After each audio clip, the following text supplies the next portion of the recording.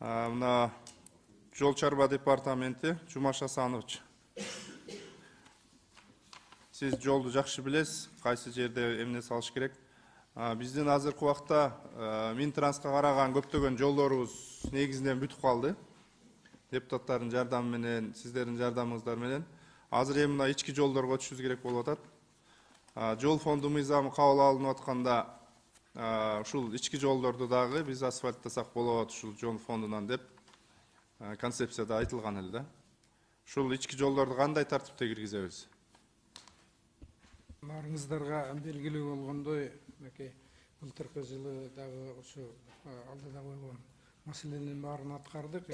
Азыр ички жолдор деп мен түшүнгөнүм мындай болуп атат да. Минтранстын балансындагы жок, бирок айыл ичиндеги жолдор да. Айыл ичиндеги жолдорду быйыл бул жерден жалаң эле тиги эл аралык маанидеги, анан мамлекеттик маанидеги жолдорду карабастан быйылкы жылдын титульный списогуна дагы ушу жергиликтүү жолдордон бир тобун киргиздик.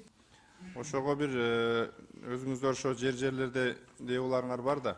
Ошолорго айтсаңыздар, ошол сиз азыркы айтып өткөн чындап көп адам каттаган, бирок силердин балансыңарда жок да. Баланска өткөрүү бул өтө көп убакытты талап кылат да. Ошон үчүн өзүңөр эле мына жол фонду уруксат берет. Эмне дегенде ошол айылдын ичиндеги машиналар дагы бензин куюп жүрүп атпайбы?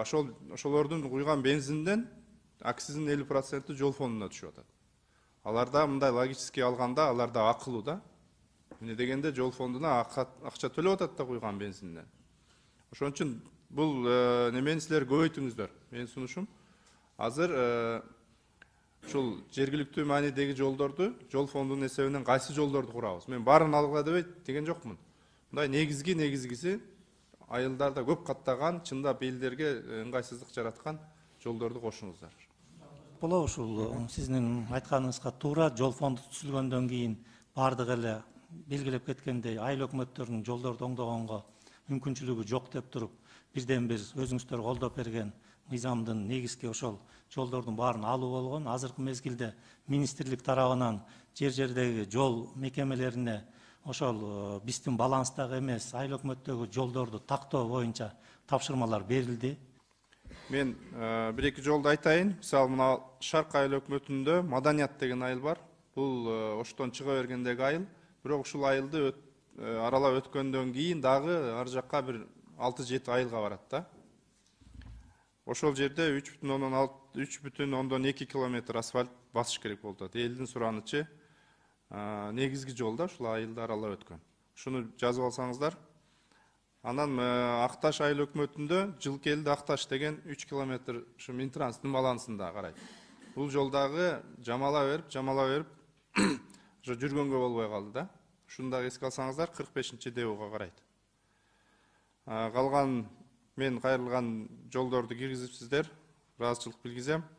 Кандай неме болсо биздин фракция ар дайым сиздерди колдойт. Шу финансы министринен башка жактардан эгер кечиктирилип аткан болсо бизге кайрылсаңыздар, биз колубуздан келишинче сиздер менен иштеп жардам бергенге даярбыз.